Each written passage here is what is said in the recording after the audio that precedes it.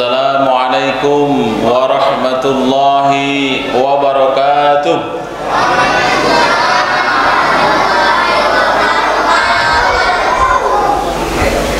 Dari jawab salamnya nampaknya bapak-bapak ini banyak yang belum makan siang. Apa nunggu jambar? Mudah-mudahan yang jawab salam saya tadi, saya doakan mudah-mudahan rezekinya banyak, diberikan kesehatan, cepat bayar utang, dan hutang yang banyak cepat lunas. Tapi kalau tidak dibayar tidak lunas-lunas. Alhamdulillah, alhamdulillahilladzi khalaqa kulli syai'in qadrahu wa taqdirahu wa anfa'nahu wa sannahu tadhkira. Asyhadu an la ilaha illallah wa asyhadu anna Muhammadan abduhu wa rasuluh. Allahumma shalli wa sallim ala sayyidina Muhammadin wa ala alihi wa ashabihi ajma'in. Yang kami hormati, yang kami muliakan Bapak Imam Khatib Bilal Masjid Baitur Rahim, Ketua Adat, Ketua Syarak, tokoh agama, tokoh masyarakat, para alim, para ulama, dan jamaah hadirin dan adik-adik sekalian yang mudah-mudahan dirahmati oleh Allah Subhanahu wa ta'ala. Amin ya rabbal alamin. Bersyukur kepada Allah Subhanahu wa ta'ala pada hari ini bertepatan pada tanggal 12 Rabiul Awal 1443 Hijriah. Allah Subhanahu wa ta'ala masih memberikan kita nikmat yang begitu besar. Walaupun dalam keadaan masih pandemi, tapi kita masih sampai saat ini masih sehat galuh. Ada yang di sini lagi kena Covid? Alhamdulillah tidak ada. Kalaupun kena Covid masuk masjid hilang dia Covid. Nah, insya Allah. Karena sesungguhnya penyakit itu, Bapak hadirin sekalian, itu datangnya dari Allah. Maka insya Allah kalau kita berdoa dan berusaha, maka insya Allah penyakit tersebut akan hilang. Untuk itu marilah ketika diberikan oleh Allah nikmat sehat ini, kita bersama-sama mengucapkan lafaz alhamdulillahi rabbil alamin. Karena kata Allah, wa in ta'uddu nikmatallahi la tuhsuha. Nah, jadi ternyata Bapak hadirin sekalian, nikmat Allah itu sangat banyak dan tidak akan mampu kita ya untuk menghitung berapa banyak nikmat Allah yang diberikan kepada kita. Mulai kita bangun tidur tadi sampai kelak nak tidur lagi. Wah, itu kan. Kira-kira kalau saya tanya, ada yang pernah menghitung berapa kali Bapak hadirin sekalian hirup udara? Ada? Ada yang pernah ngitung berapa kali kita napas nih? Semenit berapa? Tidak ada yang ngitung. Dan kalau disuruh hitungnya, tidak baca juga, ya kan? Tapi kalau kita sudah pakai oksigen di rumah sakit, nah baru ketahuan. Satu kali hisap, sekian, ya kan? Ini udara yang diberikan oleh Allah kepada kita, maka bebas loh. Bapak nak nahan napas 5 menit boleh, nak tahan napas 10 menit boleh, tahan napas sejam mati. Itu. Jadi bebas udara yang Allah berikan kepada kita, kita hirup. Memang banyak, masya Allah. Berapa kalau kita bayar oksigen di rumah sakit itu, Pak? Mahal, Pak. Satu tabung oksigen itu mahal. Ada yang 400.000, ada yang 700.000, ya kan? Nah kita bebas, mungkin berapa kali tabung, kan? Berapa kali tabung yang Allah berikan kepada kita, bebas. Nah itu. Jadi untuk itu nikmat Allah itu begitu banyak. Makanya dalam surah Ar-Rahman kata Allah, "Fabi ayyi ala'i rabbikuma tukadziban."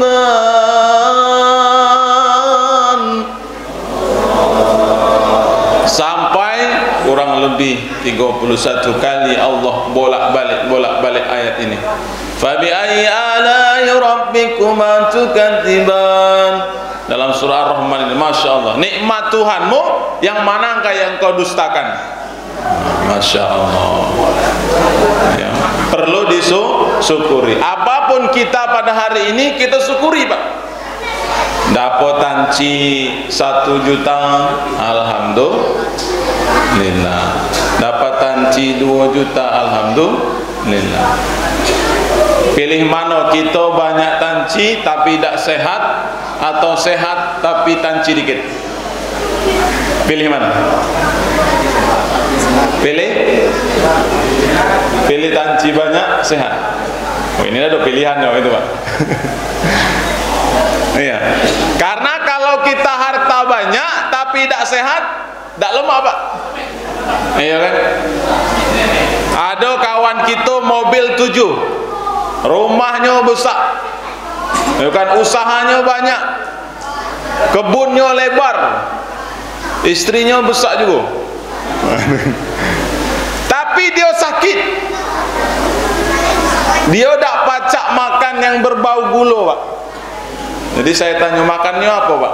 Nasi merah, Ustaz. No, saya bilang kan, mobil 7, usaha banyak, makannya nasi merah, beras merah. Masya Allah. Saya bilang, kalau makan daging tidak pacak. Iya, saya bilang, makan apa? Saya bilang. Nah, jadi nikmat itu sangat luar biasa. Nah, jadi tanci banyak, kalau kita tidak sehat, tidak lemak. Kita alhamdulillah tanci tidak banyak, misalnya makan jengkol laju, ya kan? Makan jambar laju, makan jering laju, tidak ada pantangan, Pak. Gulai kambing apa lagi kan? Kalau yang makan beras merah tadi, nengok kambing tidak pacak, ya kan? Bau jengkol apa lagi? Itu kan? Jadi luar biasa yang nikmat Allah berikan kepada kita. Hadirin jamaah Masjid Baitur Rahim rahimakumullah. Itu yang pertama, kita bersyukur kepada Allah. Yang kedua, salawat dan salam tak limpahkan kepada junjungan kita Nabi Muhammad sallallahu alaihi wasallam. Baik Bapak hadirin sekalian, jadi kalau berbicara tentang maulud itu artinya kelahiran. Maulud Nabi, kelahiran Rasulullah sallallahu alaihi wasallam, Nabi Muhammad, Nabi kita. Ada yang orang sekelompok manusia di antara kita yang mengharamkan Maulud Nabi. Ada nih. Tapi di sini tidak hadir. Jadi apa katanya? Tak boleh katanya Maulud Nabi. Karena memang tak diajarkan oleh Rasulullah. Dan para sahabat pun tidak mengadakan Maulud Nabi. Memang betul. Karena para sahabat bertemu dengan beliau langsung.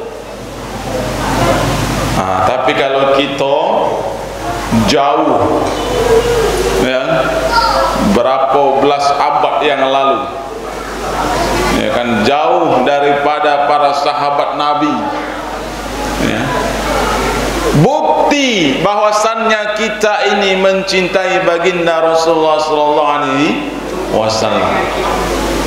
Makanya ada yang tak paham, Pak, ketika dibacakan Syarafal Anam ini. Apa dia katanya bacaan Syarafal Anam itu? Jadi bahwasannya, ya, di dalam Al-Berjanji itu, Bapak hadirin sekalian, itu ada syair-syair yang menceritakan tentang kemuliaan Rasulullah kita. Itulah isi dari yang dibacakan Bapak hadirin sekalian, baca Al-Berjanji. abtadi'ul imla'a bismi dzatil aliyah. Terserah lagunya nak macam mana, nak dipanjangkan, terserah. Namanya syair, ya kan, sesuai dengan bawaan lagu kita masing-masing, ya kan. Jadi itu cinta kita, di dalamnya ada baca Al-Quran, ada membaca sejarah-sejarah Nabi, ada ceramahnya. Itulah maulud Nabi. InsyaAllah tidak haram.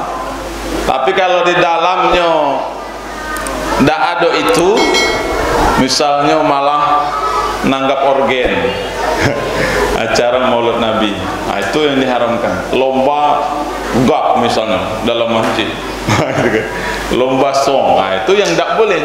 Tapi kalau ada bacaan Al-Berjanji, ada baca kisah-kisah Nabi, ada baca Al-Quran, ada salawatnya, ada ceramahnya, insya Allah kita berpahala. Karena inilah bukti salah satu kita ini mencintai baginda Nabi Muhammad sallallahu alaihi wasallam. Jadi yang pertama, bukti kita cinta kepada baginda Nabi Muhammad adalah dengan memperbanyak sholawat. Apa Dek? Bukti cinta kepada kita kepada Nabi Muhammad, perbanyak sholawat. Sallallahu ala Muhammad, sallallahu alaihi wasallam, sallallahu ala Muhammad, sallallahu alaihi wasallam. Ayo Bapak Ibu. Ya Nabi salam alaika, ya Rasul salam alaika, ya Habib salam alaika, salawatullah alaika. Asyraqal badru alaina, fantafat minhul buduru, misla husni ma ra'ayna, qatun ya wajah sururi. Nah, ini adalah sholawat tentang syair, bagaimana kita mendambakan sosok Rasulullah SAW di hadapan kita. Perbanyak sholawat Pak. Tidak apal yang itu Pak Ustaz, apal yang lain, boleh sholawat yang lain. Sholawat-sholawat yang terdapat dalam hadis Bukhari terhadap hadis Muslim, ada misalnya Allahumma salli ala Sayyidina Muhammad wa ala ali Sayyidina Muhammad, inilah sholawat. Nah, kalau tak baca yang cak tadi, ataupun sholatullah, boleh, ya kan, sambil kita mudut. Nah, ada yang mudut daripada kita hisapan keluar itu tak baca apa-apa, sambil sholatullah, keluarkan lagi salamullah. Nah, itu kan. Jadi ada sholawat, kan, sambil kita berjalan, sallallahu ala Muhammad, sallallahu alaihi wasallam, sambil jalan kaki, sambil bersolawat. Ini adalah bukti kita cinta kepada beliau, menyebut nama-nama beliau dan mengagungkan beliau.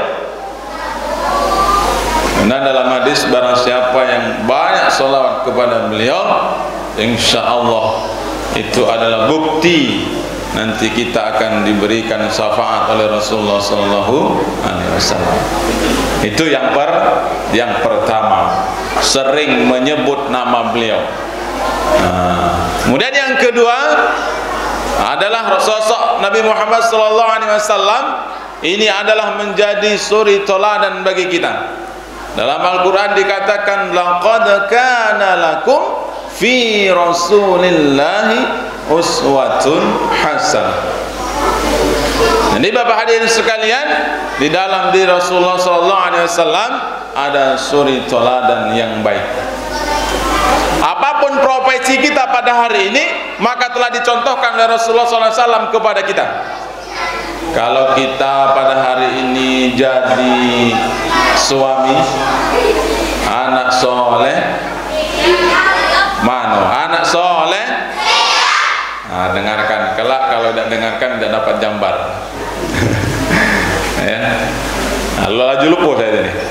Jadi kalau kita yang pertama seandainya sebagai seorang suami, sebagai seorang pemimpin dalam keluarga, maka Rasulullah telah mencontohkan kepada kita bagaimana Rasulullah terhadap istrinya. Memanggil saja beliau ini ya dengan sebutan yang indah, ya Humairah. Jadi Pak, kalau manggil bini kita tuh, kalau dulu pengantin baru bukan main manggil adek katanya, sayang. Kini lah tubuh lah ada cucung, panggil, woi kerempeng, sinilah. Kalau nyok kerempeng, kalau gendut, woi gendut. Sayang tak ada ibu-ibu, ini ada ibu-ibu saya ceramai juga sebenarnya. Kadang istri seperti itu juga, manggil lakinya lah tua, mentang-mentang lakinya hitam, dipanggilnya, woi tem-tem, sini kok. Ya kan? Panggil nama yang baik Pak, panggilan yang baik, jangan yang mengandung arti tidak baik. Walaupun istri kita hitam Pak, jangan dipanggil ya Hajar Aswad, jangan. walaupun hitam, ya Humairah itu artinya yang kemerah-merahan. Nah, bagaimana beliau berakhlak kepada istrinya, terhadap anak-anak seperti itu juga Pak. Rasulullah sangat cinta terhadap cucu beliau Hasan dan Husain. Bahkan ketika sholat Hasan dan Husain ini ya gendong Pak. Jadi biasa anak-anak itu kalau kita sholat dia naik punggung Pak, naik punggung, dipegangnya karena khawatir dia jatuh.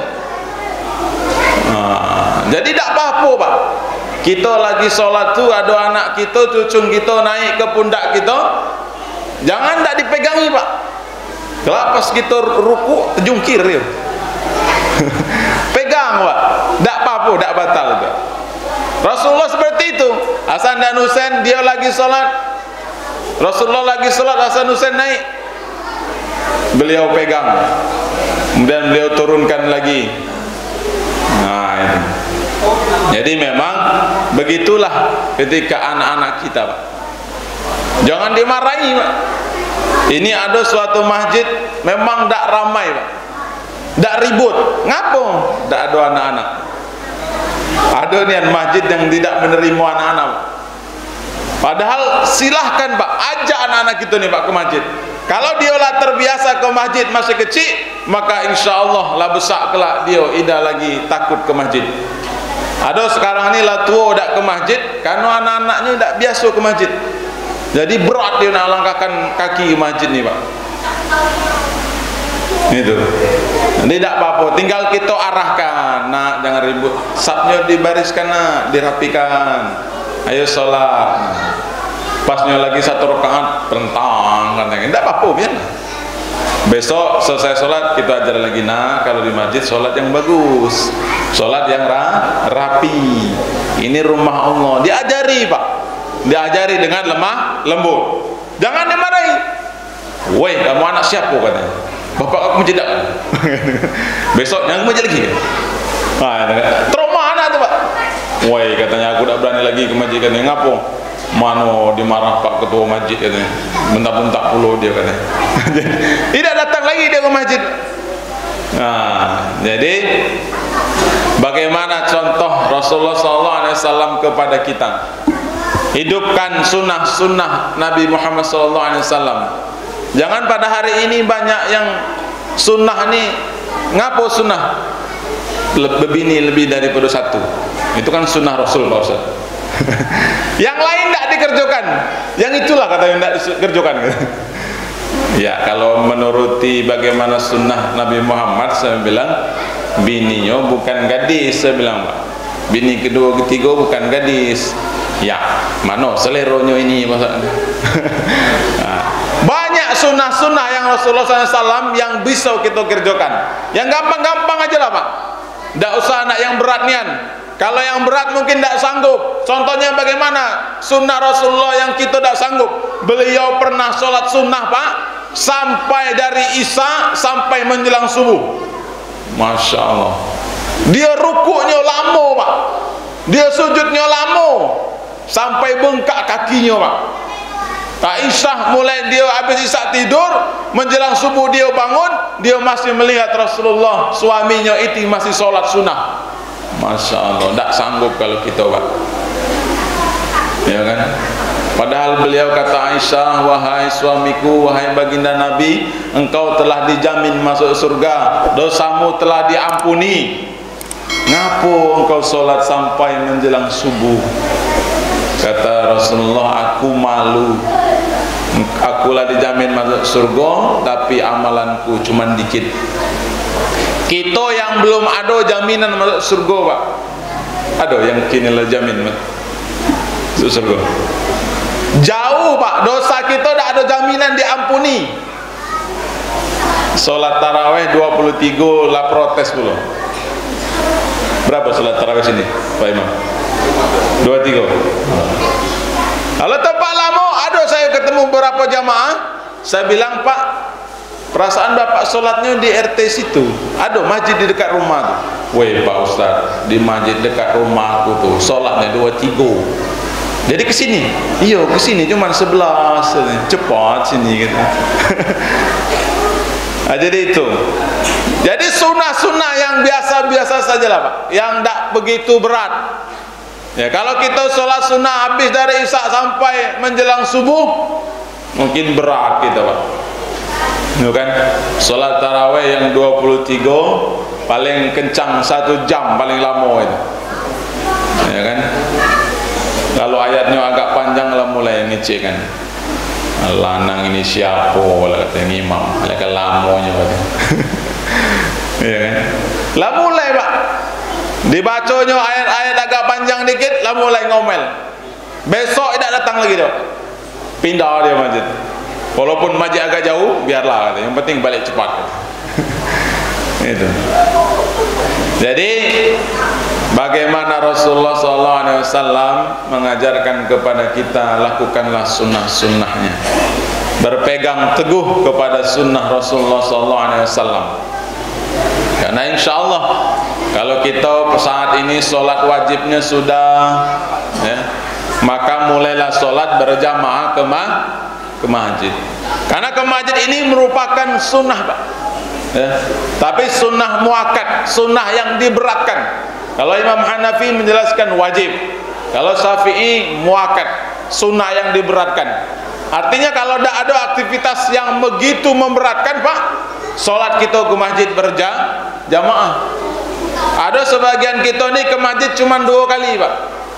Pertama ke masjid waktu akad nikah, dia ke masjid lagi kelak sholat, bukan sholat, nyo ke masjid lagi tidur di depan imam. Ngapa kira-kira? Ninggal. Yang pertama akad nak di masjid nian Pak. Jadi saya tanya ada ngapa nian sholat akad nak di masjid? Woi, kita ngambil sunnahnya di masjid. Saya perhatikanlah sudah akad nikah, besoknya tidak lagi ke masjid ya. Sampai tu tidak ke masjid lagi. Ke masjid lagi lah di depan imam dia. Lah disolatkan. Ada lagi solatnya ke masjid datang setahun sekali.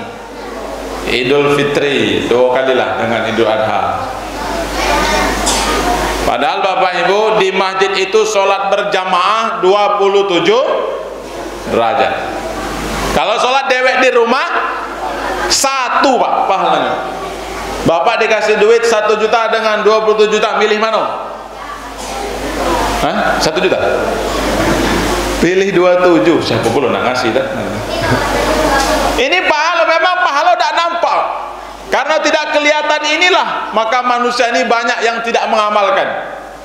Kalau kita sholat di masjid berjamaah 27 pahalanya. Dan keistimewaan sholat berjamaah itu Pak, kalau kita misal solatnya dak khusyuk di masjid, maka insya Allah solatnya kita dibantu dengan bacaan-bacaan imam. Kalau solat dewe di rumah, solatnya dak khusyuk, selesai, bubar itu. Kalau di masjid berjamaah, maka salah satu jamaah kita ini ada yang solatnya sempurna, maka seluruh jamaah itu ikut pahalanya. Nah, itulah kehebatan solat berjamaah, Pak. Nah, makanya kalau imam ini berat, Pak. Imam ini sopir, ya, sopir yang akan membawa ke surga ini, Pak. Berat. Maka imam itu yang pertama dipilihlah yang fasih, yang pas bacaan marjal hurufnya Al-Quran, ya. Maka Bapak Ibu, saat ini baca Al-Quran itu anak-anak kita inilah agak menurun, Pak. Apalagi yang bisa qori ini, Pak, yang bisa tilawah.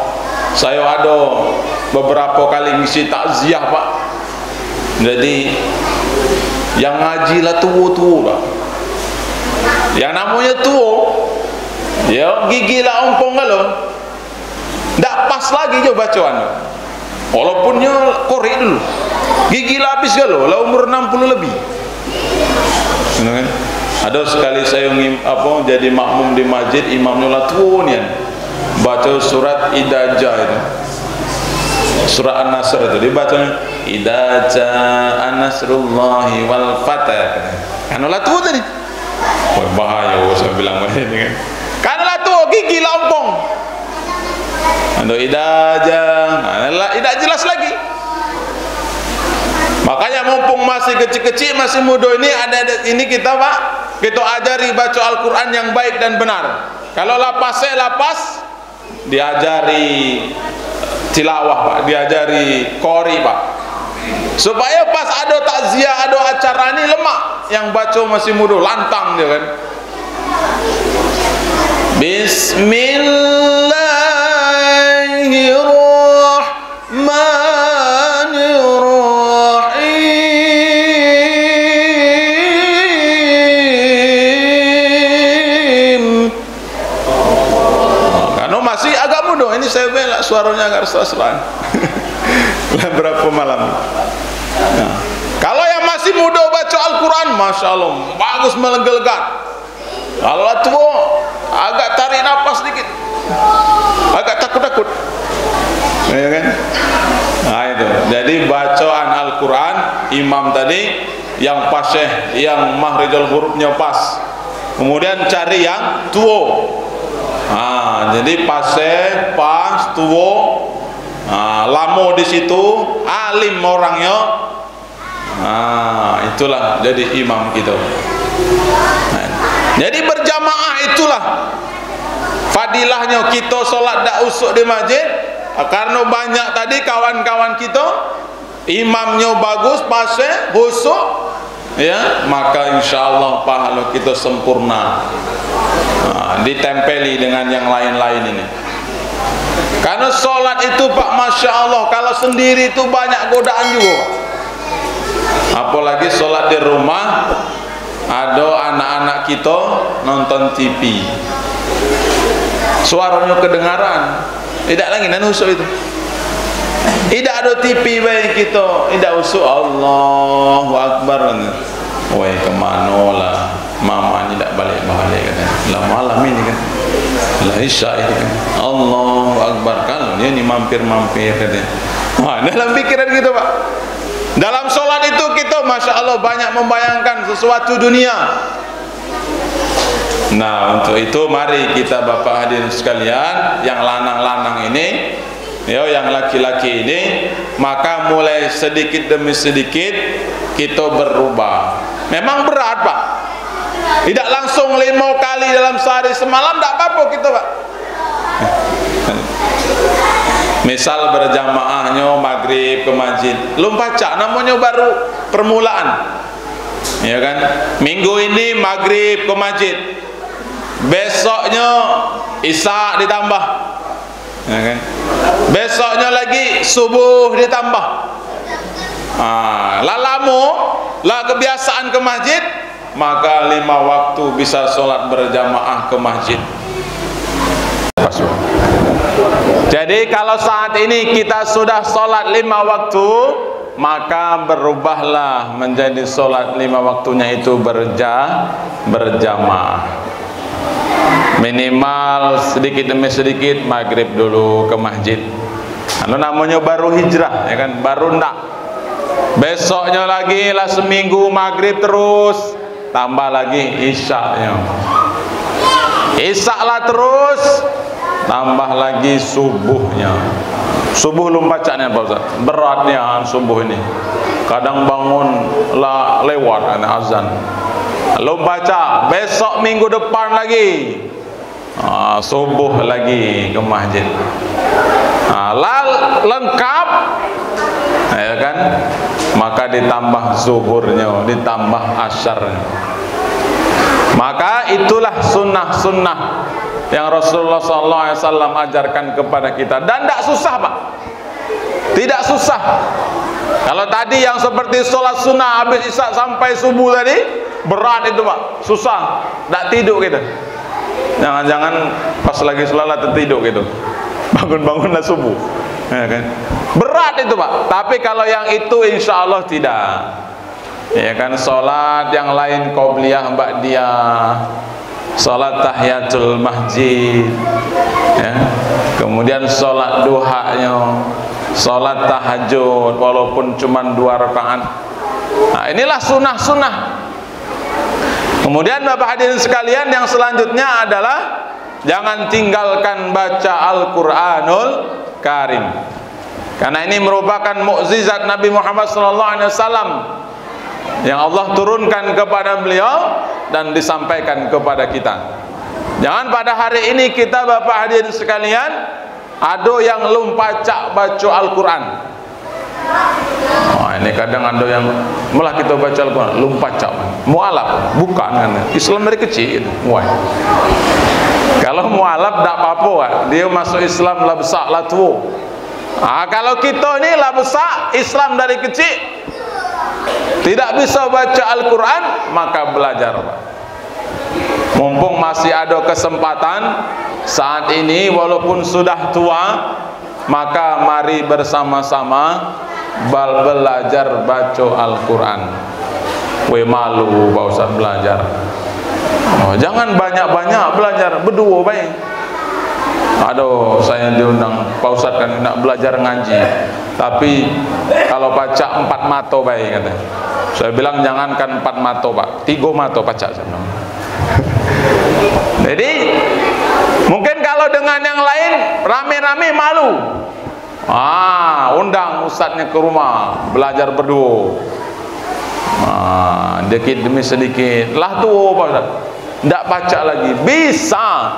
Saya pernah Bapak hadirin sekalian ngajari orang tua yang lanangnya umur 60, yang ibunya umur 58. Sama baik berdua nih stylenya. Mungkin dulu janjian waktu nak nikah ditanya baca Al-Quran, tidak sama baik, malah kita nikah.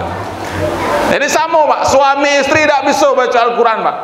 Yang lanangnya 60 tahun, yang tinonya 58 tahun. Jadi saya disuruh ke rumah. Saya bilang ngapa Pak? Pak Ustaz katanya, insya Allah katanya 2 tahun lagi saya nak berangkat haji. Wah mantap, saya bilang alhamdulillah. Tapi ada katanya ganjalan dalam hati. Ngapa Pak? Saya ini belum baca Al-Quran kan. Belum bacanya. Kapan terakhir ngaji Pak? Dulu kelas 2 SD kan. Wah lah lama dah bilang kan. 2 SD dulu Pak, di dusun. Wah, sampai tua ini Pak. Iyo. Kalau baca acara tu Pak. Ya kalau baca Yasin yang ikut baik kan. Oh itu saya bilang kan. Jadilah umur 60 tahun, yang ibunya 58 tahun belajar Pak dengan saya.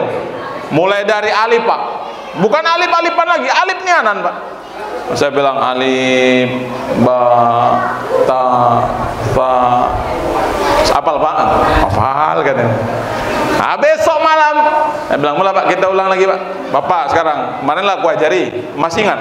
Masih katanya. Mari bacanya ke bapak tadi. Alif katanya. Ba, ta, napo ini kata yang titik 3 ini kata. Lalu po malam kemarin hafal. Malam ni tak apa lagi. Anak tua tadi, Pak. Tapi dengan gigihnya bapak itu dan ibunya belajar, Pak. Alhamdulillah. Saya ajari, saya hitung nih kalender itu, Pak. 11 bulan, Pak. Wah. 11 bulan. Alhamdulillah katam, Pak. Iqra 1 sampai 6. Wah. 11 bulan. Artinya bisa, Pak.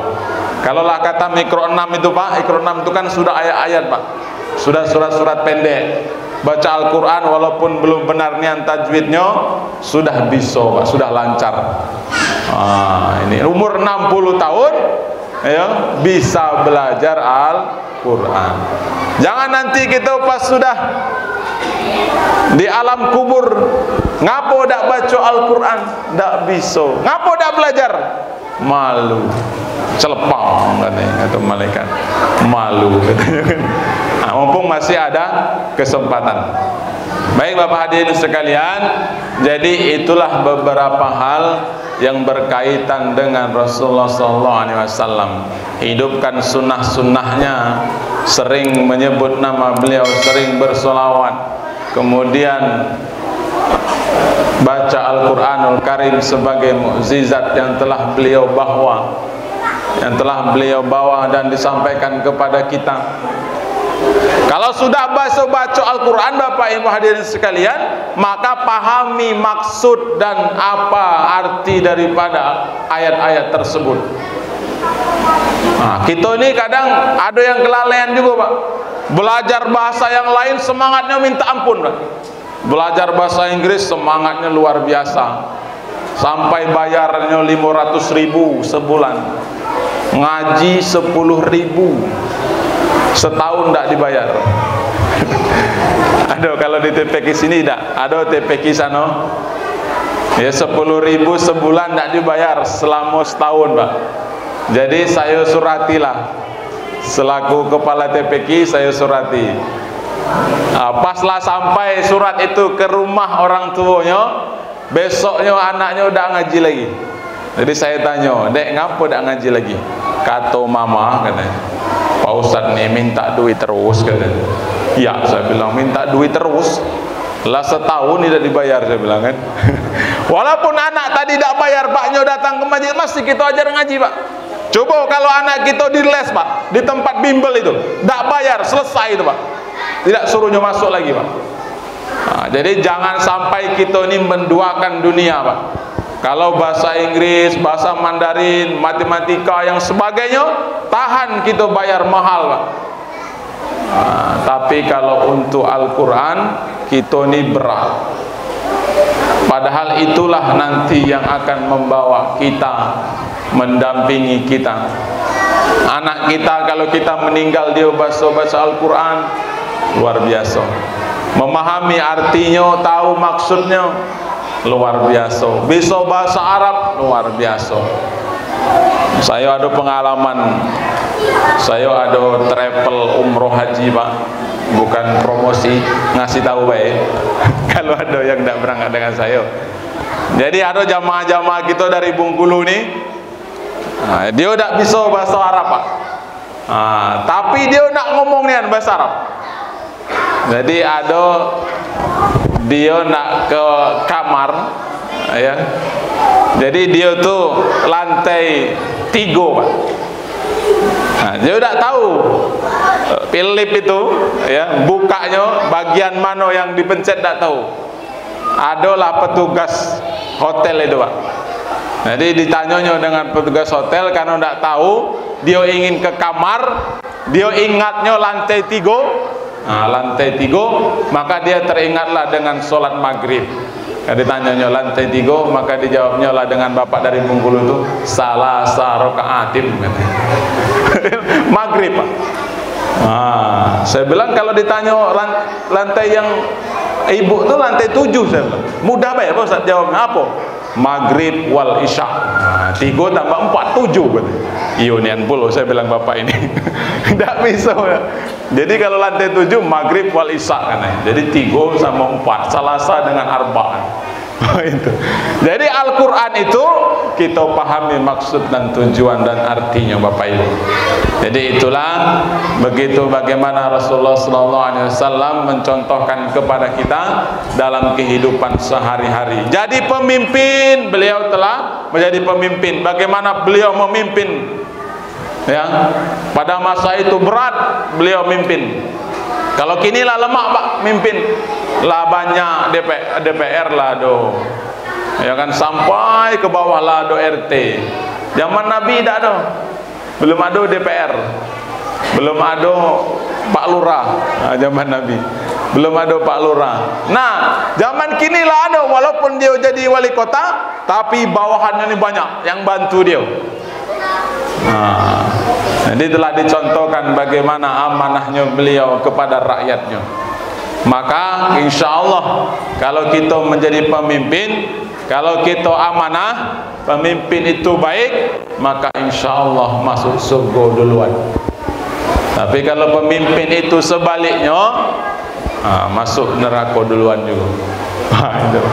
Jadi berat Pak, menjadi pemimpin itu luar biasa. Amanah yang diberikan kepada para pemimpin kita. Kita doakan mudah-mudahan pemimpin-pemimpin kita ini menjadi pemimpin yang amanah. Amin ya rabbal alamin. Kemudian yang terakhir, karena kita dikasih waktu sampai jam 3 kurang, dan insyaallah tidak lama lagi sholat asar. Jadi yang terakhir pesan kita adalah selain dari beberapa yang diungkapkan tadi, marilah kita bersama-sama di bulan yang baik ini, di bulan Syawal Rabiul Awal ini, ya 12 Rabiul Awal ini, kita bersama-sama menjadi suri toladan, menjadi suri toladan bagi anak-anak kita, menjadi suri toladan bagi istri kita, menjadi suri toladan bagi kerabat-kerabat kita, menjadi suri toladan bagi saudara-saudara dan tetangga kita. Jadi mulai dari diri kita Pak.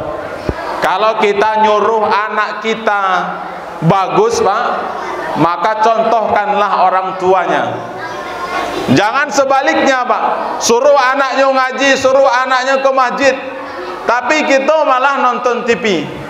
Susah Pak, ya kan?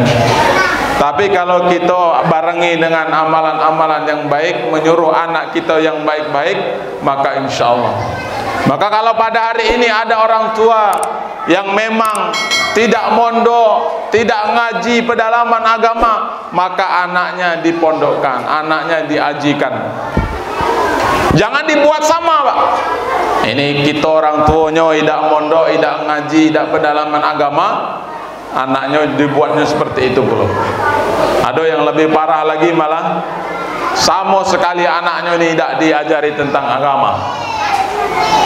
Yang penting dia jadi orang hebat kan.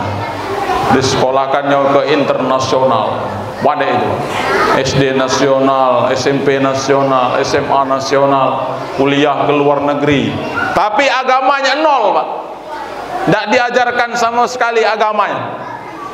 Maka nanti ketika kita di alam kubur Pak, bapak banyak sholatnya, banyak hajinya, banyak puasa, banyak infak, sedekah dan sebagainya, ketika mau masuk surga, maka nanti dulu kata malaikat, tengok dulu anak kau ini, anak kau ini gawenya buat dosa kata. Maka dimintalah pertanggungjawaban. Tak jadi tadi orang tuanya masuk surga Pak, ditarik karena anaknya tadi tidak diajari agama. Itulah Bapak hadirin sekalian yang dapat kita sampaikan. Sebelum kita tutup, mari kita bersama-sama berdoa kepada Allah Subhanahu wa taala.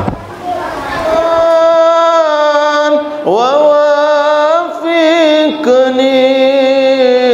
amalan salihan Rabbi zidni ilman nafi'an wa wafiqni amalan salihan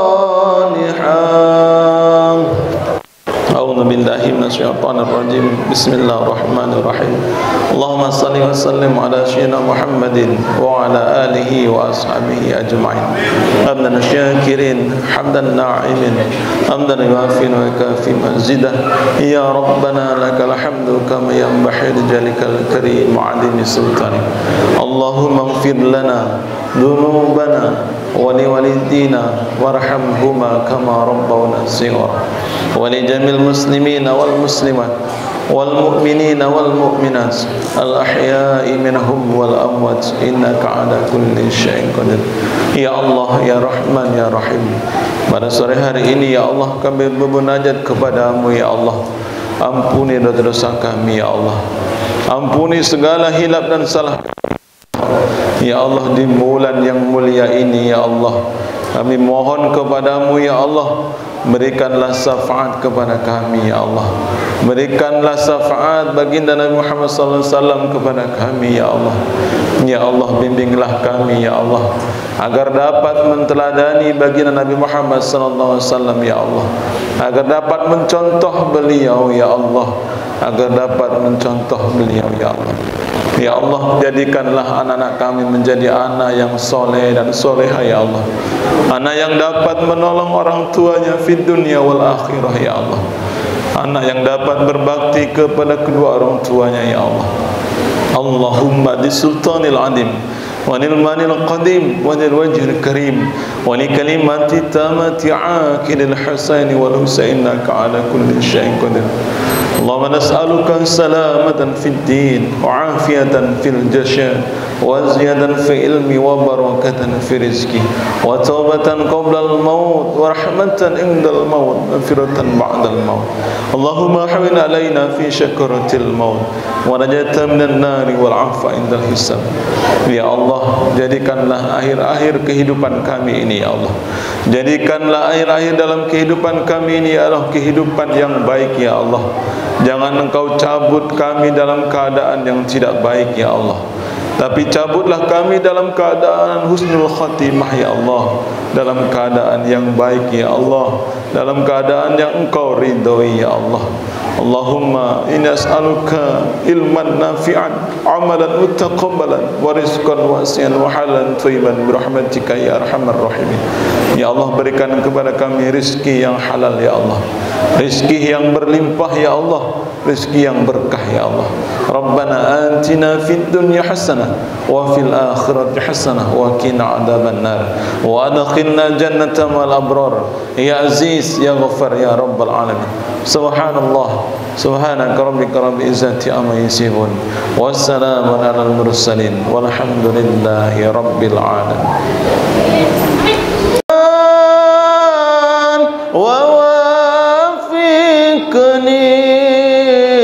amalan salihan rabbi zidni ilman nafi'an wa wafiqni amalan salihan. A'udzu billahi minasyaitonir rajim. Bismillahirrahmanirrahim. Allahumma shalli wa sallim ala sayyidina Muhammadin wa ala alihi wa ashabihi ajma'in. Hamdan syakirin, hamdan na'imin, hamdan yuafi wa yakafi mazidah. Ya Rabbana lakal hamdu kama yanbaghi li jalikal karim wa 'azimi sultanik. Allahumma ighfir lana dhunubana wa liwalidina warhamhuma kama rabbawna shighara wa li jamil muslimina wal muslimat wal mu'minina wal mu'minat al ahya'i minhum wal amwat innaka ala kulli syai'in qadir. Ya Allah, Ya Rahman, Ya Rahim. Pada sore hari ini Ya Allah, kami bermunajat kepadamu Ya Allah. Ampuni dosa-dosa kami Ya Allah. Ampuni segala hilap dan salah Ya Allah, di bulan yang mulia ini Ya Allah, kami mohon kepadamu Ya Allah, berikanlah syafaat kepada kami Ya Allah. Berikanlah syafaat baginda Nabi Muhammad SAW kepada kami Ya Allah. Ya Allah, bimbinglah kami Ya Allah, agar dapat menteladani baginda Nabi Muhammad SAW Ya Allah, agar dapat mencontoh beliau Ya Allah, agar dapat mencontoh beliau Ya Allah. Ya Allah, jadikanlah anak-anak kami menjadi anak yang soleh dan soleha ya Allah. Anak yang dapat menolong orang tuanya fid dunya wal akhirah ya Allah.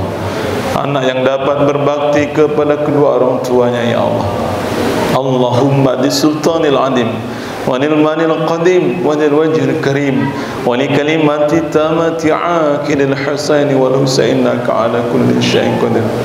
Allahumma nas'aluka salamatan fid din wa afiyatan fil jasad wa ziyadatan fi ilmi wa barakatan fi rizqi wa taubatan qabla al maut wa rahmatan inda al maut wa firatan ba'da al maut. Allahumma hawin alaina fi syakaratil maut wa najatan minan nari wal afa inda al hisab. Ya Allah, jadikanlah akhir-akhir kehidupan kami ini ya Allah. Jadikanlah akhir-akhir dalam kehidupan kami ini ya Allah kehidupan yang baik ya Allah.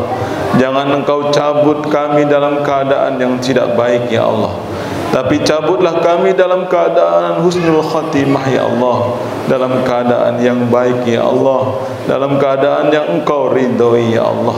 Allahumma inna as'aluka ilman nafi'an, amalan mutaqabbalan, wa rizqan wasi'an wa halan thayyiban birahmatika ya arhamar rahimin. Ya Allah, berikan kepada kami rezeki yang halal ya Allah, rezeki yang berlimpah ya Allah, rezeki yang berkah ya Allah. Rabbana atina fid dunya hasanah wa fil akhirati hasanah wa qina adzaban nar wa adkhilna jannata ma'al abrar ya aziz ya ghaffar ya rabbal alamin. Subhanallah, subhanaka rabbika rabbil izzati amma yasifun, wassalamun alal mursalin walhamdulillahi rabbil alamin. Assalamualaikum warahmatullahi wabarakatuh.